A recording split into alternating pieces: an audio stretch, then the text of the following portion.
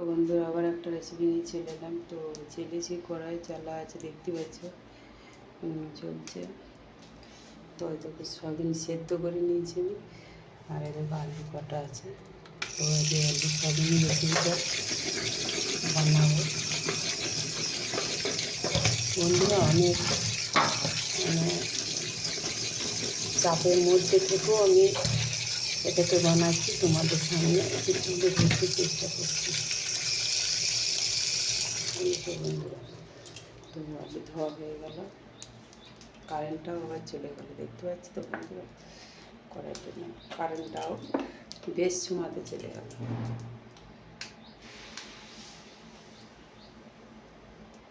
তেল দিচ্ছি, দেখতে পাচ্ছি হয়তো।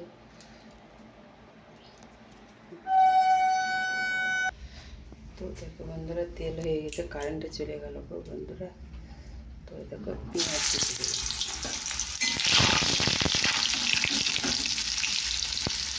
সবই করেছি, ওটা করেছি কিন্তু আমি তখন নিরামিষ, পুরোটা নিরামিষ করেছি, কাজে পুরোটা নিরামিষ পেঁয়াজ। আজকে আমি কিন্তু পেঁয়াজ দিচ্ছি, দেখতে পাচ্ছি পেঁয়াজটা কীভাবে হচ্ছে। পেঁয়াজটা একটু ভাজা ভাজা হবে, তারপরে তোমার দেখো বন্ধুরা একটু ভাজা ভাজা ইয়ে হয়েছে। তো ওই দিকে প্রায়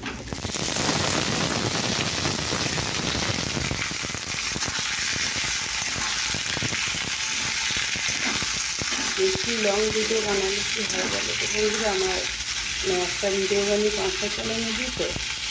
তো ফেসবুকেতে বেশি বড় চ্যানেল, বড় ভিডিও আসতে চায় না। সেই জন্য আমাকে ওই 3 মিনিট 4 মিনিট 5 মিনিটের ভেতরে আমাকে ভিডিও বানাতে হয়। 6 মিনিট 7 মিনিট 8 মিনিট ভিডিও বানাতে গেলে না, সেটা আসতে চায় না। ওই জন্য আমি ছোটো ছোটো ভিডিও বানিয়ে রেসিপিটা পুরো দিতে পারি। তো দেখো বন্ধু, এবার দেখতে থাকা পরিমাণ মতো আমি নিয়ে দিলাম।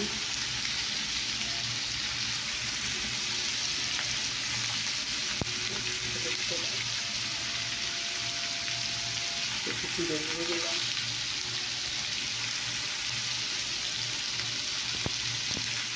লঙ্কা দিয়ে দিলাম,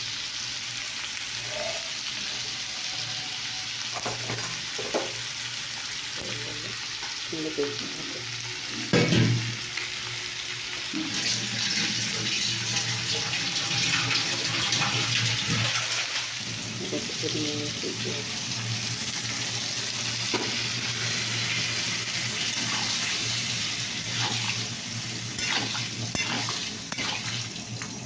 আর রান্নার বলতে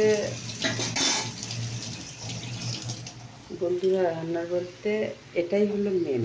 এবারে এই যে রান্নাটা আমি, তোমরা বলো শেষ দেখি না শেষ দেখি না, যে বন্ধুরা বলো না, তো এটাই আমি তোমাদের বলতে চাইছি যে শেষ দেখে এই মশলাটা এটা কষে শুকনো হয়ে গেলে একটু পরিমাণ মতো নিজেদের জল দেবে, আর নুন মিষ্টি পরিমাণ মতো দেবে তোমরা, এইটুকুই। এর বেশি আর কিছু নেই। রান্নার রেসিপিতে হলে এই পর্যন্তই, মশলা পর্যন্তই, এটা পুরো রেসিপিটা এটাই, এইরকমই হবে আর কি রেসিপিটা। সেটাই তোমাদের সামনে তুলে দিলাম। কেমন লাগলো অবশ্যই কমেন্ট করে জানাবে।